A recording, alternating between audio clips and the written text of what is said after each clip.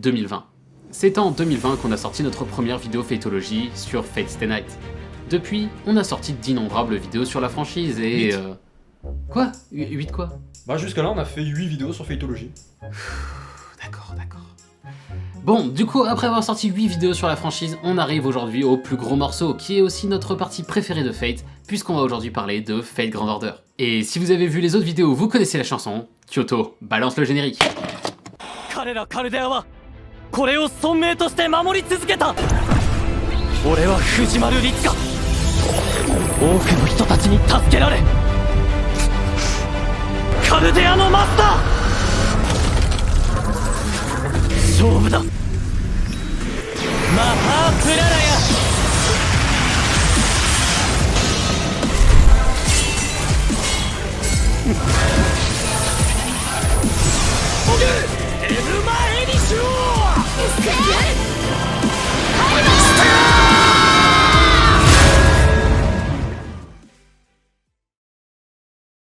Alors, Fate Grand Order, qu'on abrégera en FGO, c'est un jeu mobile de type gacha, sorti durant l'été 2015 au Japon, avant de recevoir différentes versions pour les autres pays, dont la version globale en anglais qui est sortie à peu près 2 ans après la version japonaise, durant l'été 2017. Le jeu a gagné une popularité énorme, et est régulièrement parmi les jeux les plus rentables de l'industrie, étant même parfois carrément le jeu mobile le plus rentable de l'année au Japon, comme en 2019. Donc avec ça clairement, vous devez comprendre qu'on parle pas d'un petit truc. Au niveau du gameplay, on a un système simple à comprendre, mais en réalité assez complexe, qui permet quand même pas mal de stratégies. C'est cependant trop long à expliquer, donc je vous laisse chercher ailleurs si vous cherchez des infos sur ça. Faut juste retenir que c'est entièrement PvE, c'est-à-dire que vous affrontez jamais les autres joueurs, donc pas de souci de pay to win ou je ne sais quoi. Bon après pour le gameplay, les combats c'est bien beau, mais le principal intérêt du jeu reste malgré tout son histoire. Donc si vous y lancez, préparez-vous à lire beaucoup, puisque comme à peu près tous les autres gachas existants, c'est écrit dans un style visual novel. En gros, vous avancez dans l'histoire en lisant, et en choisissant parfois la réponse que vous voulez, bien que ça n'influe en rien sur l'histoire globale. Et d'ailleurs, pendant qu'on y est, voyons de quoi ça parle exactement. En 2017, l'humanité fait face au plus grand péril qu'elle n'ait jamais connu. Chaldea, une organisation chargée d'empêcher notre extinction, détecte des anomalies temporelles qui risquent fort de mettre fin à l'humanité si on les laisse ainsi. Ritsuka Fujimaru, le seul master disponible dans cette situation de crise, est envoyé dans le passé via la technologie Reishift pour résoudre ces singularités et restaurer l'histoire telle qu'on la connaît. C'est avec ce principe que FGO s'est lancé. À la base, les créateurs pensaient pas que ça marcherait autant, et étaient donc restés sur des histoires sans une complexité incroyable. J'en profite au passage pour mentionner que tous les chapitres de l'histoire principale sont écrits par Nasu Kinoko, l'auteur original du visual novel Fate Stay Night. Donc on n'a clairement pas affaire à un random qui aurait repris la licence pour faire de l'argent.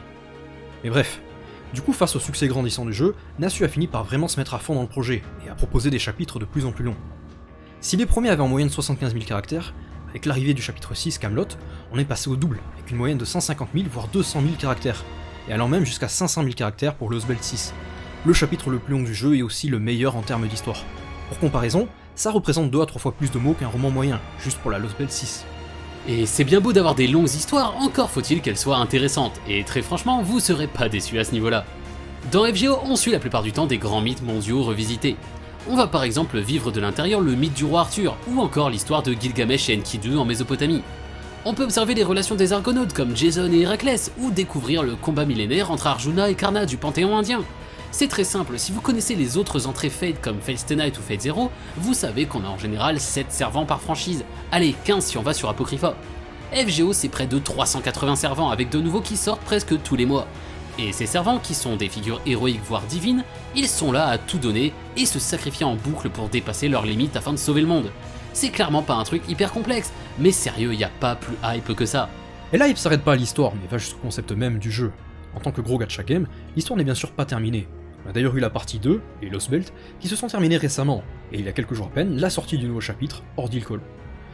Et quand ce n'est pas un chapitre qui sort, vous avez des events toutes les 2 semaines à peu près, qui en général ont leur propre petit scénario, et mettent en avant des personnages différents à chaque fois.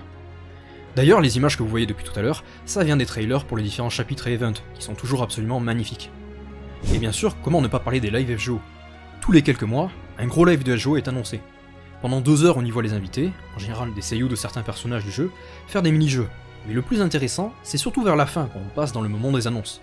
Ces lives ont pour objectif de prévenir les joueurs de la sortie de nouveaux chapitres, ou des nouveaux personnages très attendus, qui sortent par exemple pour le nouvel an ou l'anniversaire du jeu. Donc ça devient forcément un événement majeur qui hype absolument toute la communauté. Ah, ok. C'est la même, mais c'est le même seiyuu que Morgan. Attends, c'est mort. Je te promets que c'est Morgane, je crois. Quoi, Tonelico? Oh, c'est Tonelico Morgane. Oh là là là là là là. Wesh. Mais quoi? Wesh. Bref, avec ça, vous devriez avoir compris pourquoi on apprécie autant le jeu mobile. Maintenant, il faut aussi savoir que le jeu a été adapté en arcade, qui est bien évidemment disponible uniquement au Japon, et qui rapporte elle aussi un pognon de dingue à Type Moon.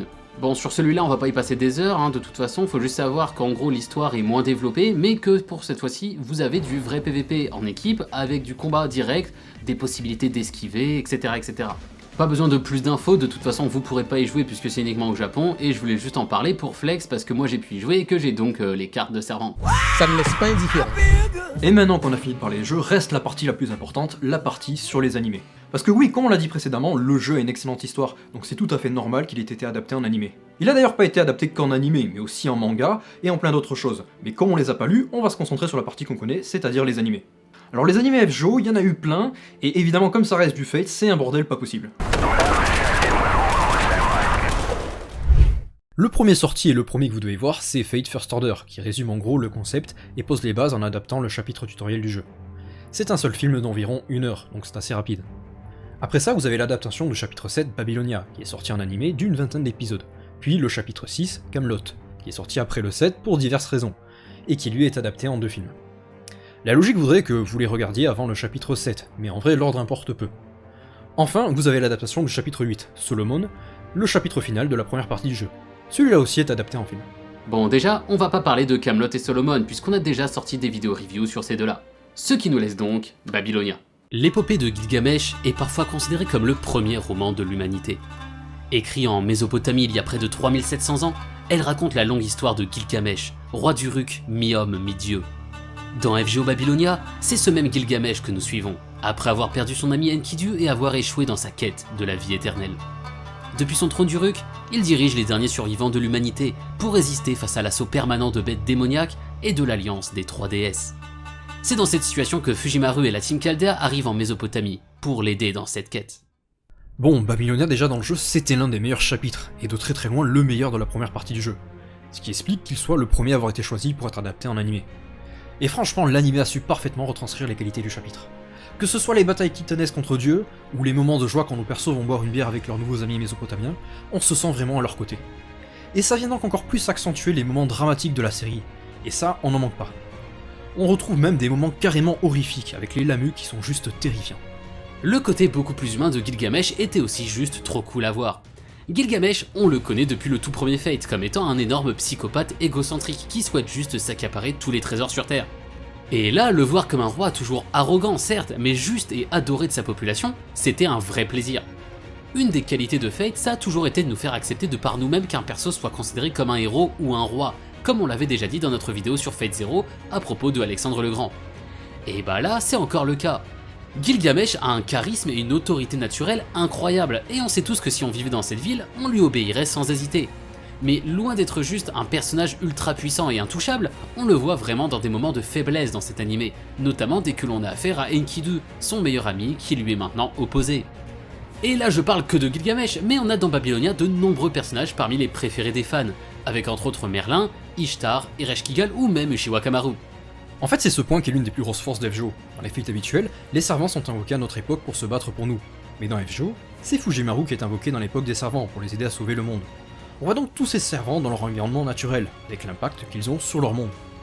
Mais bref, en gros, dans FGO, on a tout ce qu'il faut pour faire un Neketsu parfait. Des enjeux énormes, de l'épique, du drame, de l'émotionnel et même du glorieux. Restait plus qu'à mettre tout ça dans une forme correcte et on aurait eu un excellent animé. Et là les amis, si vous suivez cette chaîne, vous le savez déjà, le studio qui s'est occupé de cet animé est autre que le studio Cloverworks, auquel on a consacré une vidéo entière. Et que dire, ils ont fait un taf incroyable, les scènes de combat étaient folles, l'animation magnifique, vraiment on n'a rien à lui reprocher. Même la musique était incroyable, avec la majorité des OST qui venaient du jeu et étaient trop cool à entendre en tant que joueur. On utilise d'ailleurs régulièrement certaines de ces OST dans nos vidéos. Mais ce qui aura surtout marqué, c'est les 2 endings par Mireille, puisque c'est très simple, Prover, qui passe sur les épisodes les plus épiques de la série, c'est tout simplement ma chanson préférée de Mireille, qui est elle-même ma chanteuse préférée. Je l'écoutais d'ailleurs déjà depuis quelques années quand j'ai découvert qu'il s'agissait en fait d'un ending de Fate, donc autant dire que ce fut une magnifique surprise. Mais bref, assez raconté ma vie comme ça, vous avez compris l'idée. Fate Babylonia c'est un excellent animé, et probablement notre préféré de tous les animés Fate, avec Zero et Evansfield. Pour conclure, Fate Grand Order c'est devenu un énorme morceau de la licence. Carrément devenu une franchise à lui seul, il est maintenant adapté en plein d'autres formats, comme des pièces de théâtre, des mangas, des animés, des jeux vidéo, etc. etc. Et le plus beau dans tout ça, c'est que FGO est encore très actif. On peut dire que la première partie a été finie d'être adaptée, ce qui laisse maintenant le champ libre pour toute la partie 2, et Lost Belt, qui sont toutes encore plus intéressantes que Babylonia, en termes de scénario. Le problème étant que toutes ces histoires sont longues à raconter, et nécessitent au moins 25 épisodes par chapitre, avec même 50 épisodes nécessaires pour certaines, comme la 5 ou la 6. Donc on devrait largement dépasser les 200 épisodes pour tout adapter. On ne peut qu'espérer que cela se fasse un jour, car si c'est le cas, Fate pourrait bien sortir de l'ombre et s'imposer dans le monde entier comme faisant partie des gros animés ultra connus, au même titre qu'un Naruto, One Piece, etc. Bon, en vrai on n'y croit pas trop, mais ce serait vraiment génial. Puis de toute façon, même si ça se fait, ça prendra manifestement quelques années. En attendant, on a une nouvelle beaucoup plus concrète. Pour ceux qui seraient pas au courant, on a le film Fate Strange Fate qui vient de sortir il y a quelques semaines, qui adapte le premier volume du light novel, et dans lequel on retrouve notamment Gilgamesh et Enkidu. Et la sortie du film a été accompagnée d'une annonce pour un animé. On n'a pas encore de date, mais on attend donc ça, avec impatience. Mais bref, ceci étant dit, on en a fini avec cette vidéo. On vous remercie de l'avoir regardé jusqu'au bout, et si vous êtes encore là, pensez à mettre le petit pouce bleu et à vous abonner, ça fait plaisir, et ça nous aide à développer la chaîne. Sur ce, on vous laisse, et on vous dit plus, parce que c'est fini quoi, c'est la fin. Hein.